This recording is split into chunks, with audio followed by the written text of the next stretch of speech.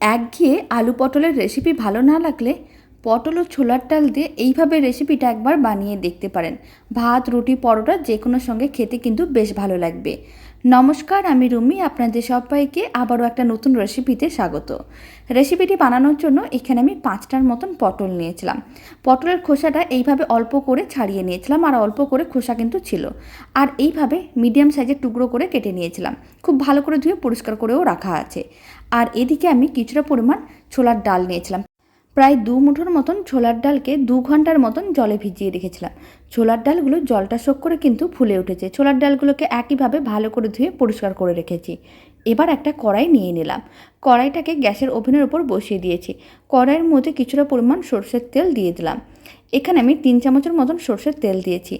আর দিয়ে দিলাম বেশ কিছুটা পরিমাণ লবণ, 1 চামচের 3 ভাগের 1 ভাগ। আর দিয়ে দিচ্ছি অল্প একটু হলুদ গুঁড়ো, 1 চামচের 4 ভাগের 1 ভাগ।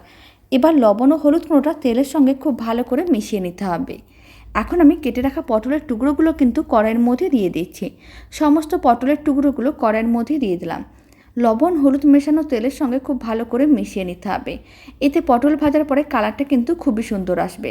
আর লবণ দেওয়ার কারণে পটলটা কিন্তু অনেক তাড়াতাড়ি ভাজা হয়ে যাবে। আর আমি 2টো মিডিয়াম সাইজের আলুর কেটে রেখেছিলাম, সেই আলুর টুকরোগুলোও কিন্তু কড়াইয়ের মধ্যে দিয়ে দিলাম। তারপরে খুব ভালো করে মিশিয়ে নিতে হবে, আর কড়াইয়ের ঢাকনা বন্ধ করে দিতে হবে। এইভাবে 6-7 মিনিটের মতন মিডিয়াম ফ্লেমে রান্না করে নিতে হবে। তাহলেই কিন্তু আলু পটলের টুকরোগুলো লাল লাল করে ভাজা হয়ে যাবে। ফ্লেমটা কিন্তু মিডিয়ামেই রেখেছি। আর এইভাবে একটু ভেজে নিলে সেদ্ধও হয়ে যায়, তার সঙ্গে একটু ভাজাও হয়ে যায়। এতে খেতে কিন্তু বেশ ভালো লাগবে। 6-7 মিনিট মিডিয়াম ফ্লেমে রান্না করে নিয়েছিলাম। এখন একবার খুব ভালো করে একটু মিশিয়ে নিতে হবে, আর উল্টে পাল্টে নিতে হবে। আলুর টুকরোগুলো কিন্তু বেশ লাল লাল হয়ে ভাজা হয়ে গেছে। এই সময় কিন্তু আলুর টুকরোগুলোকে তুলে নিচ্ছি।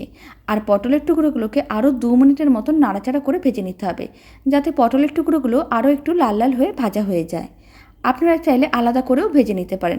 আলু একবার ভেজে নিতে পারেন, আর পটলগুলো আলাদা করে ভেজে নিতে পারেন। আর না হলে এইভাবে একসঙ্গেও ভেজে নিতে পারেন, তাহলে কিন্তু অনেক কম সময়ের মধ্যে হয়ে যায়। এবার পটলের টুকরোগুলো কিন্তু কড়াইয়ের মধ্যে আছে। পটলের টুকরোগুলোকে আরও 2 মিনিটের মতন মিডিয়াম ফ্লেমে নাড়াচাড়া করে লাল করে ভেজে নিতে হবে। পটলের টুকরোগুলো লাল করে ভাজা হয়ে গেছে। এখন তুলে এক সাইডে রেখে দিচ্ছি। কড়াইতে কিন্তু আলাদা করে আর তেল দেওয়ার দরকার নেই।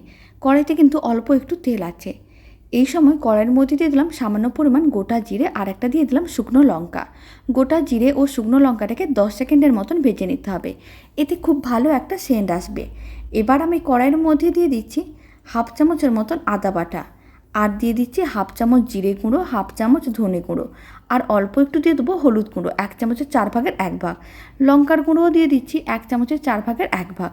সমস্ত মশলাগুলো কিন্তু কড়াইয়ের মধ্যে এইভাবে একসঙ্গে দিয়ে দিতে হবে। আর ফ্লেমটা কিন্তু একেবারেই লোতে রাখতে হবে। এখন আমি দিয়ে দিচ্ছি বেশ কিছুটা পরিমাণ জল। জলটা কিন্তু খুব ভালো করে সমস্ত কিছুর সঙ্গে মিশিয়ে নিতে হবে। তারপর এইভাবে মিডিয়াম ফ্লেমে 2 মিনিটের মতন মশলাটাকে কষিয়ে নিতে হবে, যতক্ষণ না মশলার থেকে জলটা শুকনো হয়ে তেল আলাদা হচ্ছে। আপনারা চাইলে সমস্ত মশলাগুলো বাটির মধ্যে নিয়ে জল দিয়ে ভালো করে মিশিয়ে নিতে পারেন, তারপরেও কিন্তু কড়াইয়ের মধ্যে দিতে পারেন। আর না হলে এইভাবেও কড়াইয়ের মধ্যে দিয়ে দিতে পারেন। আর জল দিয়ে যদি মশলাটা কষানো হয়, কাঁচা গন্ধও থাকে না মশলার, আর খেতেও কিন্তু বেশ ভালো হয়। অল্প তেল দিয়েই কিন্তু রেসিপিটা রেডি করা যায়।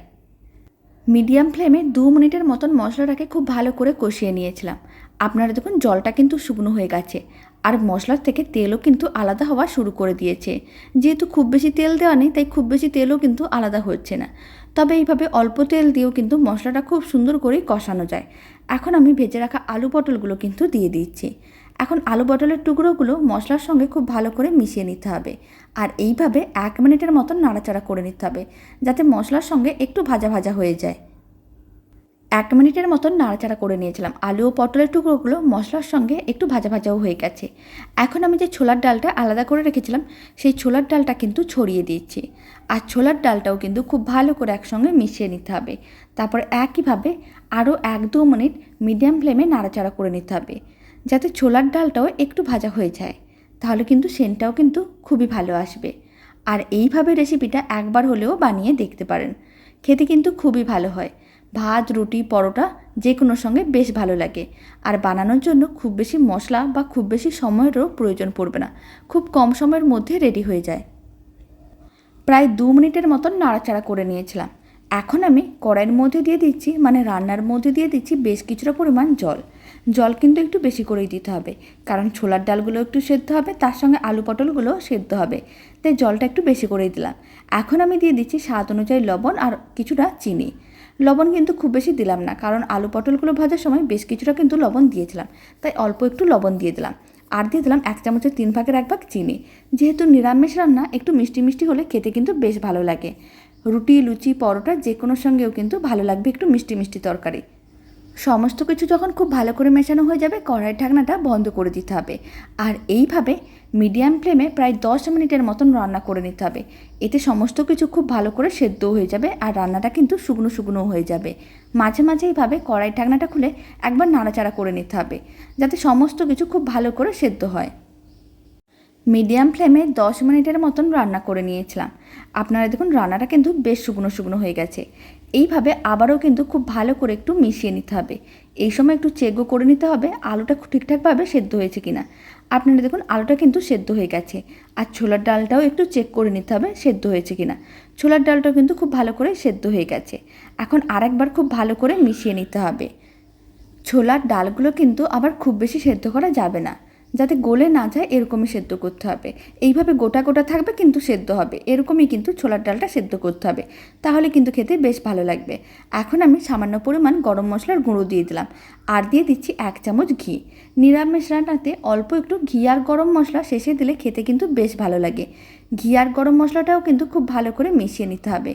তারপরে 1 মিনিটের মতন মিডিয়াম টু লো ফ্লেমে রান্না করে নিতে হবে, তাহলেই কিন্তু দারুণ স্বাদের রেসিপিটা একেবারেই রেডি। এইভাবে রেসিপিটা বাড়িতে বানালে কমেন্ট বক্সে জানাতে একেবারেই ভুলবেন না খেয়ে আপনাদের কেমন লাগলো। এখন মিডিয়াম টু লো ফ্লেমে 1 মিনিটের মতন রান্না করে নিচ্ছি, এতে রান্নাটা আরেকটু শুকনো শুকনো হয়ে যাবে। 1 মিনিটের মতন মিডিয়াম টু লো ফ্লেমে রান্না করে নিয়েছিলাম। রান্নাটা একেবারেই রেডি। এখন কিন্তু ফ্লেমটা অফ করে দিচ্ছি। আর এই দারুণ স্বাদের রেসিপিটাকে একটা পাত্রের মধ্যে সার্ভ করে নেব। রেসিপিটা ভালো লেগে থাকলে আপনারা যদি ফেসবুক থেকে রেসিপিটা দেখছেন, পেজটিকে ফলো করে নেওয়ার অনুরোধ রইল। আর ইউটিউব থেকে দেখলে চ্যানেলটি সাবস্ক্রাইব করে নেওয়ার অনুরোধ রইল। পাশে থাকা বেল আইকনটি প্রেস করে নেবেন নতুন রেসিপির আপডেট সবার আগে পাওয়ার জন্য। ছোলার ডাল দিয়ে আলু পটলের রেসিপিটা এইভাবেও বানিয়ে দেখতে পারেন। আলু পটলের এমনি যে রেসিপিটা বানানো হয় তার থেকে কিন্তু খেতে অনেক বেশি ভালো হয়। আর নিরামিষ দিনে আপনারা কিন্তু রুটি পরোটার সঙ্গেও বানিয়ে নিতে পারবেন। খুব বেশি টাইমেরও কিন্তু প্রয়োজন পড়বে না, খুব অল্প সময় অল্প উপকরণ দিয়েই বানানো যায়। তো চলুন ভিডিওটা আমি এখানেই শেষ করছি। আপনারা সবাই ভালো থাকবেন, সুস্থ থাকবেন। আপনাদের সঙ্গে আবার নতুন রেসিপি নিয়ে দেখা হচ্ছে। আর এই ছোলার ডাল দিয়ে আলু পটলের রেসিপিটা বাড়িতে বানালে কমেন্ট বক্সে জানাতে একেবারেই ভুলবেন না খেয়ে আপনাদের কেমন লাগলো।